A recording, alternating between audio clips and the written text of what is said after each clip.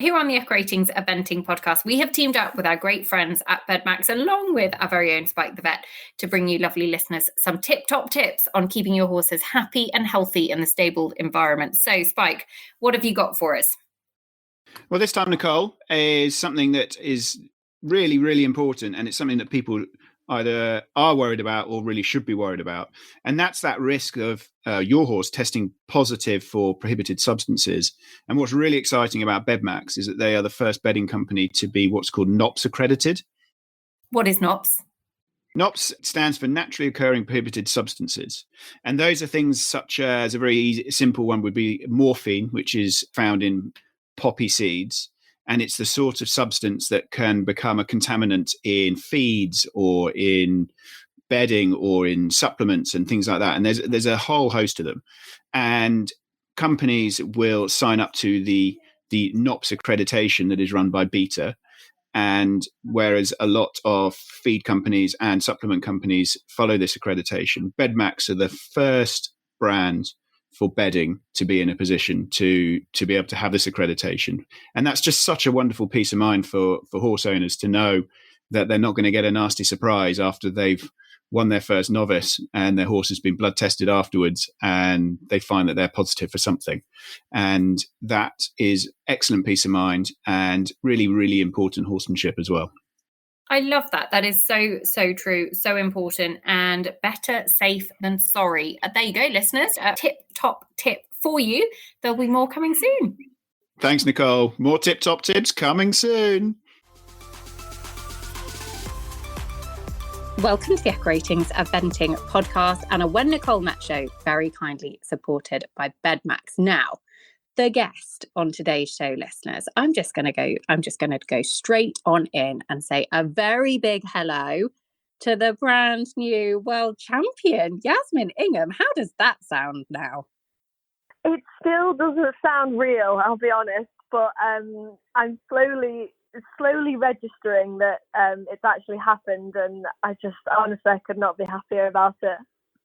Just absolutely incredible. A completely amazing result for the entire team that have kind of supported you along the way, and we'll talk about a few of them throughout this show because I think it's important to kind of go through it. But one, I hope you're not covered in little bruises from where you keep kind of pinching yourself, because we are talking on Thursday after Pratoni, so I imagine there have been a few days, but I also think you've probably been pulled in lots and lots of different directions. But just the most incredible achievement at your first senior championship. Let's kind of rewind slightly before we get to the moment that you realised that you were the new world champion. When did you get the call up? Where were you? And when did you find out, first of all, that you'd even be going to Pratoni? So when I first got the phone call, I was actually at World Class Training. So we were at Aspen the Walls, and I was actually in the middle of a sports bike session with Joe Butt, who was working with the program. And I knew that I'd sort of be expecting a call that day or around that day. So I had my phone on me and I had it on sort of vibrate and loud. And I went into the session with Joe and I just said, I'm really sorry, Joe, but if my phone does go, I'm going to have to get it because it's important. And she said, that's fine, no problem at all. And my phone went off in my pocket and I looked at it and it was actually one of my friends. So I said, oh, don't worry, it's not the important one. I'll put it back in my pocket. And then about 20 minutes later, my phone buzzed again and I looked at it and it was from Dickie Waygood, and I thought, oh, I best answer this. This is probably quite important. So when I answered the phone, I said, hello, how are you, blah, blah. And he just said, I want to let you know that you're going to Pratoni. And I think I just was completely speechless for a couple of seconds. I couldn't quite believe it. And after I'd sort of come to terms with it, I just was over the moon, so thankful, and couldn't quite believe it at that point in time. But obviously with the embargo that it had for a few days, I had to sort of quite quickly bring my emotions back down put my straight face back on, and I had to actually keep it quiet for about 3 or 4 days. So I swiftly went back into my sports psych session and had to act completely normal. And Joe said, "Oh, is everything okay?" And I said, "Yep, everything's fine." Swiftly moved on. But that night when I went back to the lorry and had sort of a quiet moment to myself, I just thought, this is absolutely incredible. To even be selected is just out of this world, a dream come true. So even that moment for me was insane. I'm so impressed that you went straight back into a sports psych session. I mean, that's like the ultimate kind of test of sports psych, isn't it? Of going in and having to kind of keep that quiet. Did anybody on your team know? Were you allowed to tell like your groom at home or your mum, or was it literally just you? It was very, very strict. The only people I was allowed to tell were Sue and Jeanette and my mum and dad. So I had to keep it super, super tight and quiet. And then actually just before it got announced, I did actually tell my team at home, because it was obviously very, very strict and had to be kept quiet until it was officially released. But just before it was released, I wanted to make sure that my team sort of heard it from me. So I did sort of let them know just before it was released. What was the feeling like? Obviously, breaking into the British team at the minute has been really tough. On any other nation, if you'd been second at Kentucky and you'd won Blenheim, you'd pretty much be guaranteed a team slot. But the Brits are so strong. How hard is that as a rider trying to break into the squad? It's incredibly difficult, I would say. The depth within Great Britain at the moment is just out of this world. I mean, you could probably make up 2 or 3 teams that would have a strong chance of being on a podium at the moment.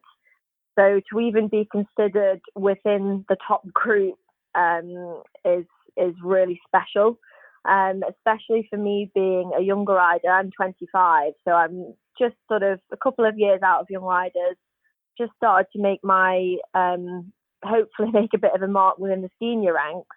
I think it's so important for myself, especially because I don't have the amount of experience that the others would have. My main goal has been to just be so consistent and almost not give them a reason not to take me, if that makes sense. So that was my main aim, is to be super consistent, try and keep my name sort of up there in the top lot, and just do what I can in that way. But to be selected on a team that that all of them went to Tokyo last year, so it's really special to be selected on a team with them all. And what was it like being selected on a team with riders that you have kind of grown up watching, and I guess who have inspired your eventing dreams along the way? Absolutely. Yeah, I grew up watching all of them, Tom, Laura, Oliver and Ross.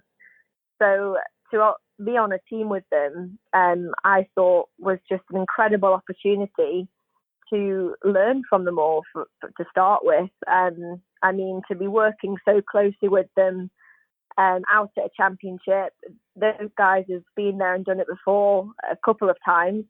And for me to have the opportunity at a younger age to learn off these guys was pretty invaluable. So all week I was sort of, tagging along, listening and making sure I could pick up every bit of information that I could to try and put into my week, along with obviously Chris Bartle, who has trained me for a long time now, and we work very, very closely together, and he knows sort of how to get the best out of me and Banzai. So yes, it was really, really cool to work closely with those guys. And what about your build-up? Because even the build-up had some pretty cool experiences. I mean, he'd run very, very well kind of in the lead up to obviously being selected. And then even so much as, going to Burley to do the run through the dressage test, and your first time in the Burley arena. How was that? That was incredible as well. I mean, to be given the opportunity to run through our World Championship test at Burghley was very, very generous from the Burghley team to even let us do that. But even since sort of end of last year, coming into this year, my main goal is just to try and improve my dressage and be more consistent with the scores and try and bring them a bit lower. I know that he is a super, super jumper and he has all the potential in every phase, but just to try and claw as many marks as we can in the dressage has been my main goal this year. And definitely going to Burghley and sort of having that atmosphere and going in and being put under a bit of pressure, even though it wasn't really pressurized because we weren't in the competition. But I think replicating that is so important. Even the working in beforehand, the being judged and being able to watch the video back and sort of go through and cut down every movement was very important for our preparation for the World Championships. To have had the feedback from David Trott, Stephen Clark and Carl Hester, who are, very much best in the business in many ways. So it's been incredible to have the different points of view and the help from everybody on the run-up. And I think that's definitely what contributed to our personal best dressage test in Pratoni.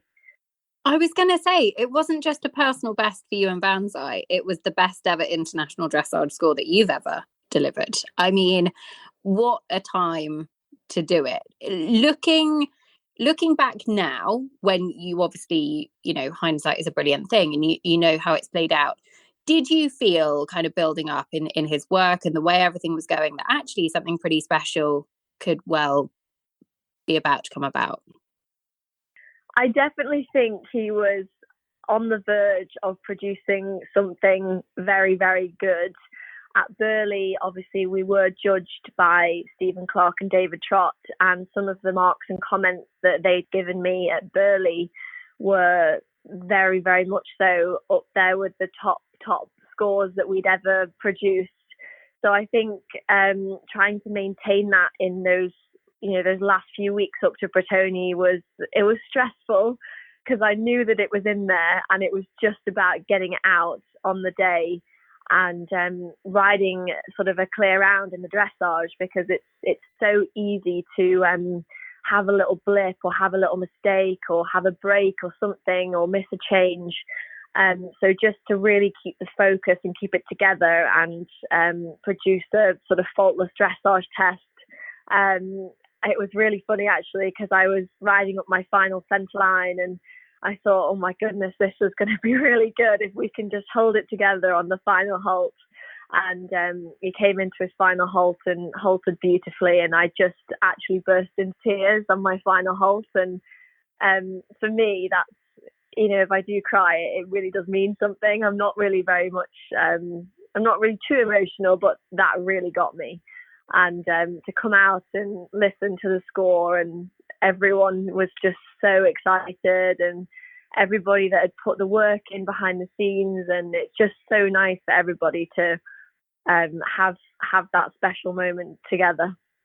Absolutely. Away from the dressage, obviously, I mean, it was bringing lots of kind of big firsts at your kind of first World Championships, in so much as you had the press conference to kind of contend with as well. And I guess there was a really lovely part of that I thought actually I kind of wanted to touch upon because I think it's probably you've been there at some point, was the question about inspiring future generations. And you look at the likes of Laura Collett, who you were on a team with, and she came through the Pony Junior Young Rider ranks in a similar sort of manner to yourself, that actually to be able to kind of pass that inspiration on to others now, was that a moment within those championships that you kind of thought, this is bigger than just a World Championships now? It's funny because I never really look at myself in the way that I would look at, say, Laura or Roz. When I grew up watching Laura win all of her medals and watching Roz sort of win the World Championship even back in 2018 and Tryon, I don't look at myself in the same way. It's really strange, but I know I've had so many messages from mums and younger riders saying that, you know, you've inspired my daughter, or you're so inspirational, and I can't think of myself in that way, which is really strange. But obviously when I was growing up, I did think of that sort of Laura and Roz in that way. So I'm really proud and happy that, you know, that's the case, and people are excited and want to go on and give it a go themselves because of what's happened this week. Absolutely. Away from the dressage, which obviously was a brilliant start, I was going to say the SHI what's it got real, but then I was about to swear on the podcast and I thought, oh, can't do that. But it did, because, you know, actually phase 1 done, brilliant, but still lots to jump over Giuseppe Della Chiesa's cross-country course. So I guess, first of all, what did you initially make of it? Did you think it would suit him? What was your plan? And then how close to what you delivered? Because it certainly looked like you set out and delivered everything that you had planned to do. But was that the case? I think on my initial walk, we actually did a team walk on, I think it was Wednesday morning, as it's pretty much as soon as the course opened, we all marched off all together on a walk. And that first hill from sort of 1-2, and then you run up a real gradual slope, but it just didn't stop. I was thinking, like, are we going to get to the top of this hill soon? Because I'm a little bit out of breath already, and we're not even at fence 3. So we got to the top of that first hill, and we had 1, 2, 3, 4, 5, and 6, which were quite nice, sort of open fences to get you in your rhythm. And I was kind of hoping that maybe if he ran up that first hill and burn off maybe a smidge of energy, that he wouldn't be absolutely towing my arms out by the time we got to the slide at fence 7 ABC. So it was really difficult, actually, because obviously to come to your first combination and the slide is it, was quite interesting, because you're sort of jumping off the top of a very, very steep hill. And then you've got 2 extremely narrow skinnies at the bottom on quite a poppy 3 strides. And I thought, is he going to jump off the top of this hill and just run off with me till the bottom? And are we going to fly past the skinny? Or is he going to listen to me and lock onto these skinnies at the bottom, and then we ride away? And it was a really interesting one, because we were all sort of scratching our heads for quite a while, thinking, like, you know, we're going to have to do this, we're going to have to ride it a certain way. And it was awesome, actually, because when I got to the fence, when I was riding on the course, I almost actually trotted it into the first part, into the A, and I just made sure that I was super, super slow. And he was so polite. He came back to me. We really waited, and he came back on his hocks down the hill. He was very balanced. I didn't sort of let him go until I knew that he was definitely locked on. Even at the C element, he was a little bit wobbly. I did not actually knock the flag with my right foot, but he was absolutely fantastic to sort of jump that as his first combination on the course, because it was extremely difficult. But from there, I thought, right, you know, he's on the ball, let's ride on. The undulation was absolutely incredibly up and down and winding, and you're sort of coming back on yourself, and then you're riding up a hill again, then you're coming back down a hill, you're on a camber. It was sort of throwing every single element at you, along with tricky combinations, really interesting placing of fences and things. So Giuseppe had been very clever in where he'd put the combinations and sort of on what ground they were on. Sort of, we had a couple of fences that were, you know, on a sloping away, so they were kind of encouraging the horses to run down the hill instead of between the flags. But pretty much the way I planned to ride it, everything did go to plan. I was quite down on my minute markers within the middle part of the course. I think I only made them back up again when we'd sort of come down from the highest point of the course and more running on the flat part.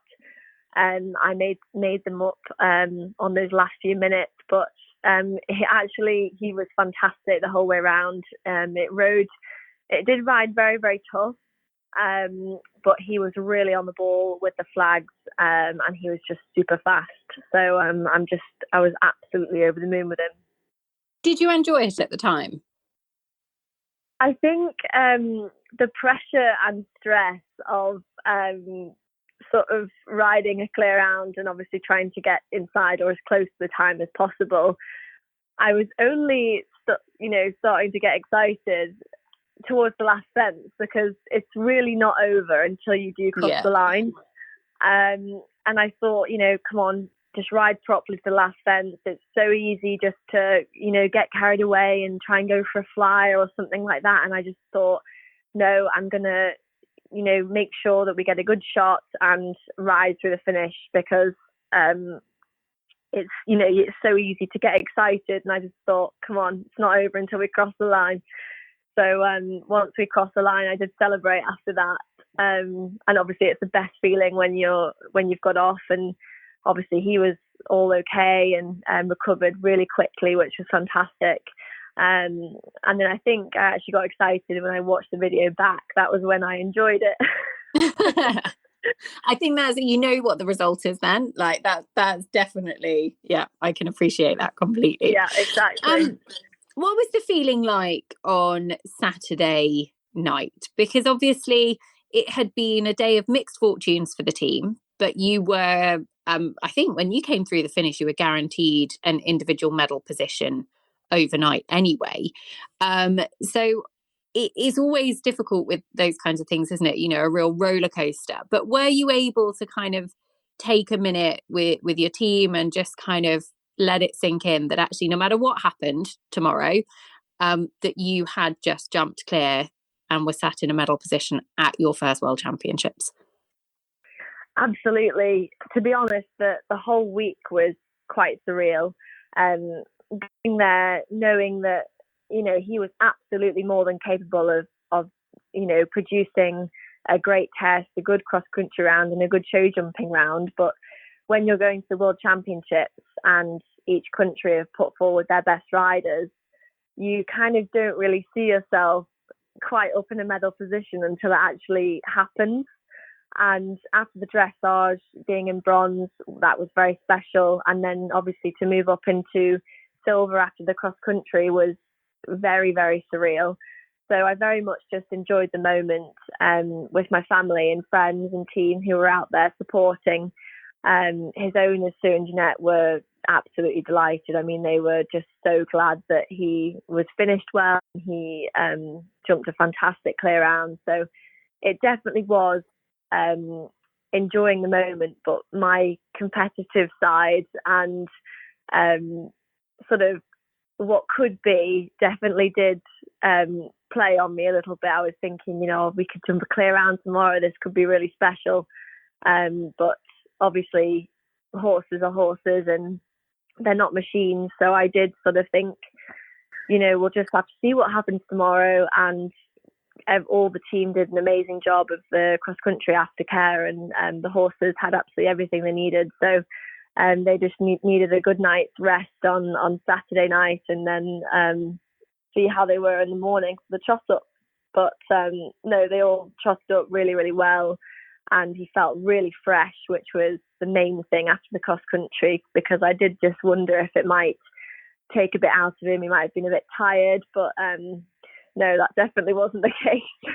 And going into the show jumping, I mean, he is a very, very good jumper. I think with you, he's only ever had 2 rails internationally. I think in his last 12, he's had 1.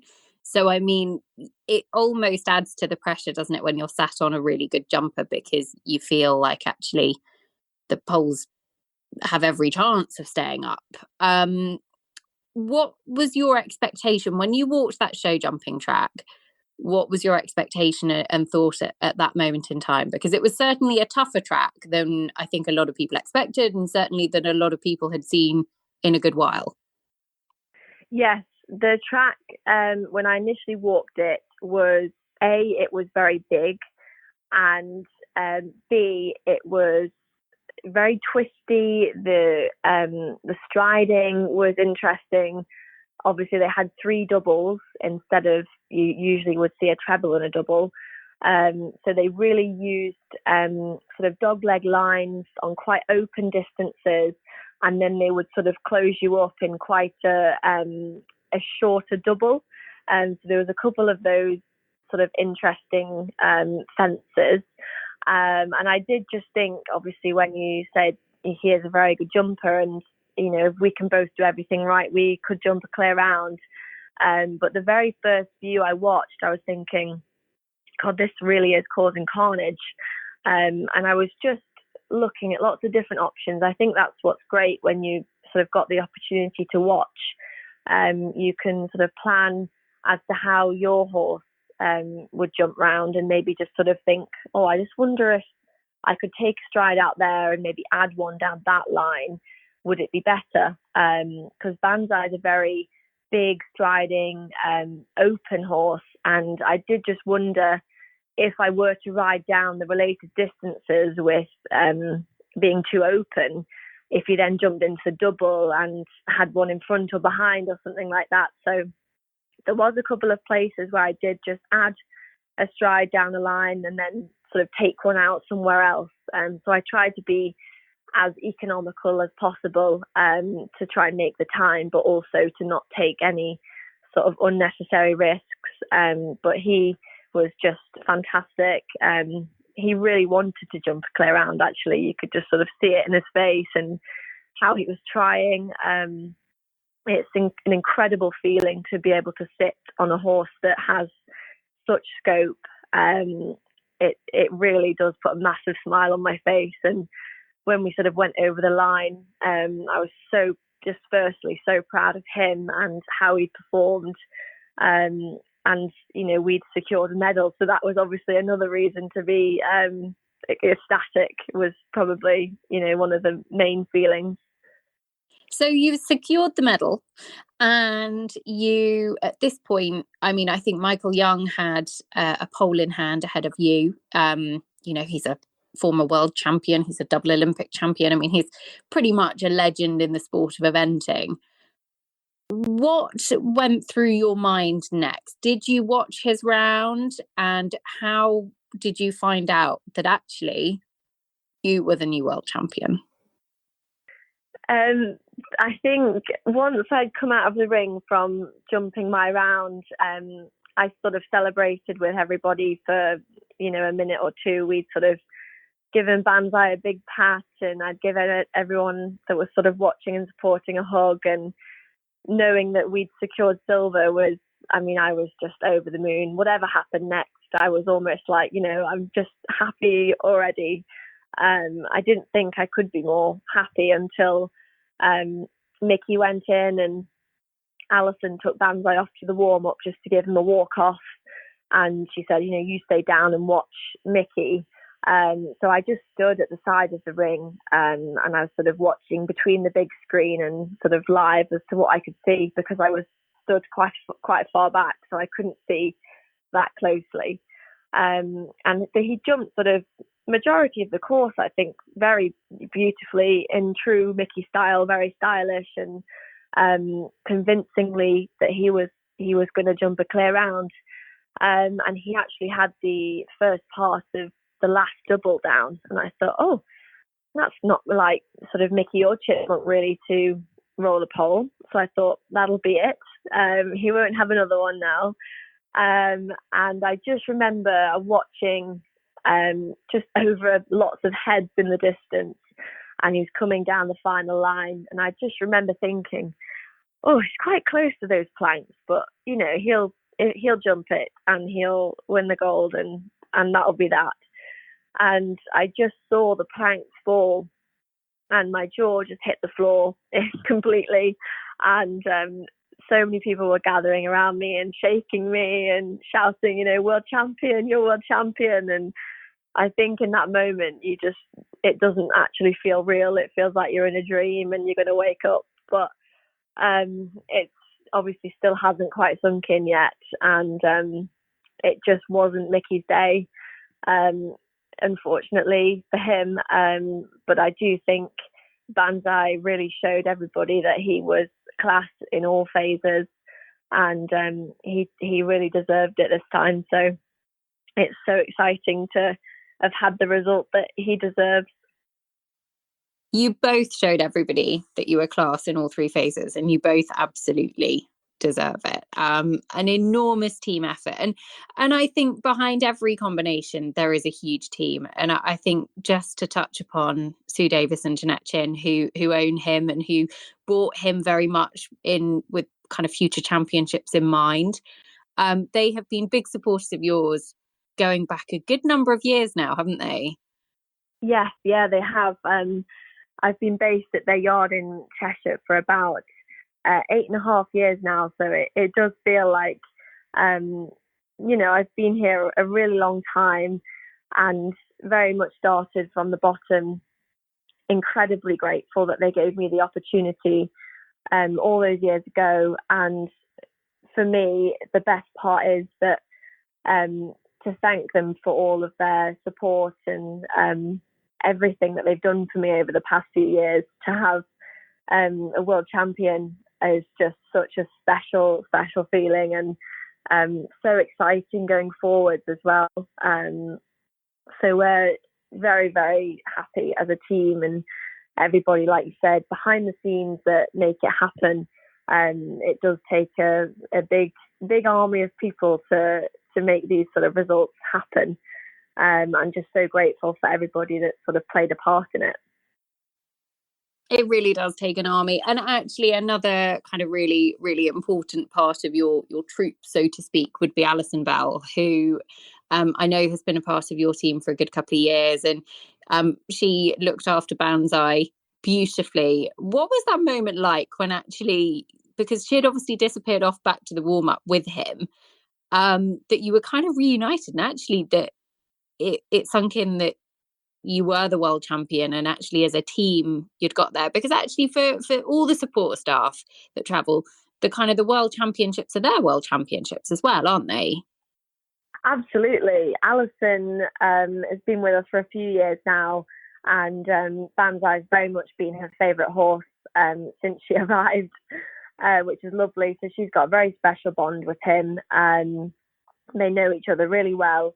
As you say, he looked absolutely beautiful all week.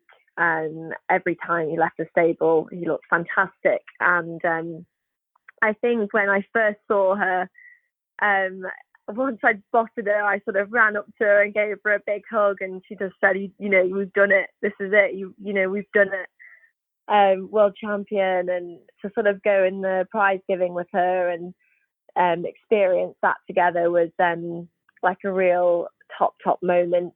And it makes all of those days, when you're getting up early and you're going off to events and it's raining, or you've had a bad day, or just anything really that makes these really, really special moments worth all of the hard work. And I think it's so important as well for my guys at home, Owen and Denise, who sort of held the fort whilst we were away. They were sort of keeping all the other horses ticking over, and it definitely is like a team result. And I'm just so proud that we were able to, pull it off for this event.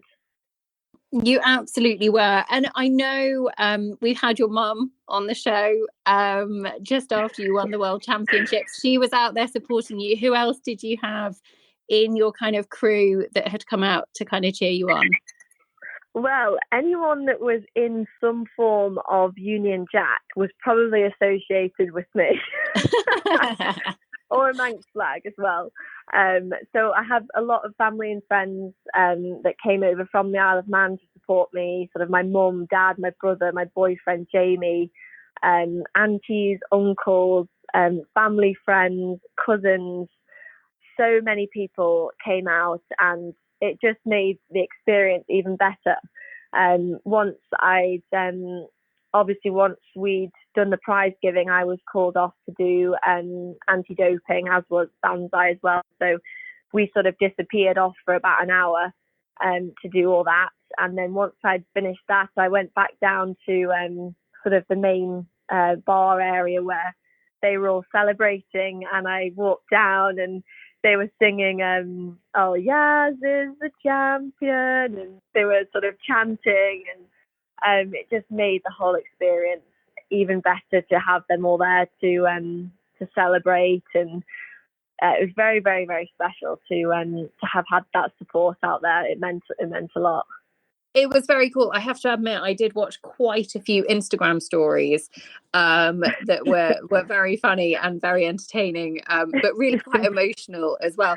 I want to ask you about coming from the Isle of Man, because the Isle of Man wouldn't necessarily be known for its kind of buzzing eventing scene, but it's a really incredible close-knit community who actually have played a big part in your story. What does it mean to be able to showcase eventing to them on this kind of level and have this kind of platform, and how important is it for the country?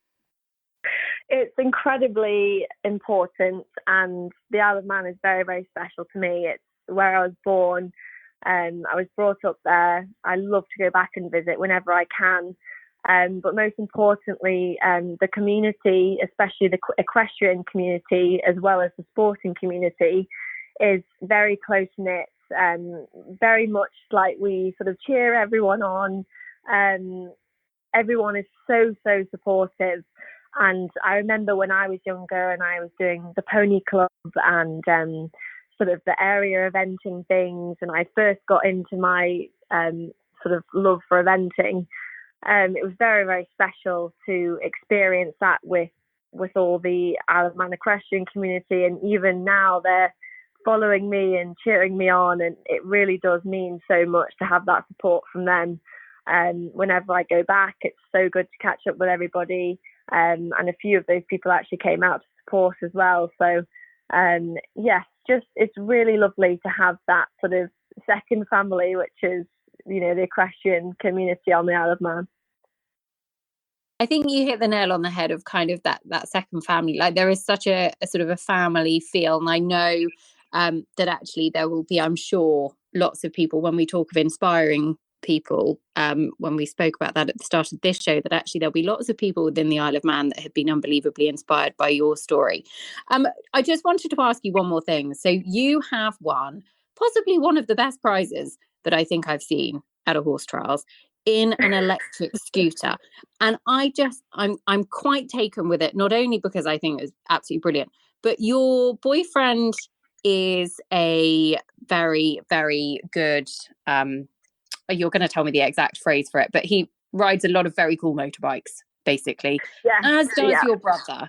And so you've just one-upped them enormously by coming home having won a very cool electric scooter. Yeah, I mean, I was pretty shocked when we were in the press conference and a very lovely gentleman sort of wheeled in this scooter and said, "This is the prize for the best rider." And I sort of looked at it and thought, oh my goodness, it's an electric scooter. Like, this is really cool. I don't think I would have ever expected to win something like that before at an eventing competition. So it was very funny watching my brothers, Max and Jamie's eyes lit up as soon as they sort of realised that was going to be coming home with us. And we wheeled it outside and got some photos for the lovely man that sort of had given it for the prize. And he said, "Oh, here's the keys." And as soon as the keys were handed to me, they were taken away from me by Max and Jamie. And they said, "Oh, we're just going to go and test it just to make sure it's safe and everything." So obviously off I went on the golf buggy to go up to the goat testing, and I see a cloud of dust approaching, and it's Max and Jamie on this electric scooter. And it was the funniest thing because it's got the Colosseum sort of printed over the side of it, and we've now called it Goldie. So Goldie was brought home with us on the truck, and I actually rode Goldie off the lorry last night at Home Farm where we collected the horses. So I'm so excited to have Goldie and hopefully be able to use her at some of the events next year. I love this. Everyone can take their electric bikes and park them in the corner. You know, Max and Jamie can take their fancy motocross cycles and, you know, go and do what they need to do. But you've got the real deal. Honestly, exactly, it's absolutely amazing. Yes, congratulations, because it is just the most amazing story and you have worked unbelievably hard. This very much has been kind of building and building over the last however many years. But I absolutely couldn't be happier. I just think it's you are a brilliant, you're a brilliant ambassador for our sport. And honestly, I really think that it is just the most incredible result. So well done. Enjoy it. Thank you so much. That means a lot, honestly. It's been a very surreal few days, and I just keep finding myself looking back, watching the videos and trying to sort of relive those moments. And they will, you know, I'll be watching those videos back for a very, very long time, and feel very, very proud of myself, Banzai, and my whole team and family. So it's very special. Well, so you should enjoy every moment, and thank you for coming on the show and talking to us. And enjoy the celebrations. Are you going to get a chance to celebrate it properly? And kind absolutely. Yes. I think when you have results like this, they definitely need celebrating. So we're going to throw a big party, hopefully in about November time.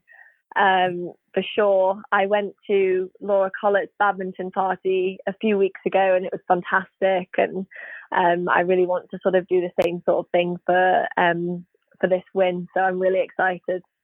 Well, look, enjoy everything, enjoy every single moment, and enjoy the rest of the season, because there is no rest for the wicked, and I'm sure the other horses are raring to go. Banzai will enjoy his holiday, but Yas, you are the world champion. Congratulations. Thank you very much. I feel like you could actually clip that, and there'll be, your team will be putting it as their like ringtone or something, and it'll just keep popping up around the yard. Look, yes, thank you very much, listeners. We hope you've enjoyed it as much as I have. I won't lie, I did have tears streaming down my face at a couple of points through that show, just because I think it's just big wins and emotional wins to people that deserve them are just incredibly special. So look, enjoy it. Big thanks to BedMax as always for supporting the series, and we'll be back soon with lots more on the Echo Ratings Eventing podcast.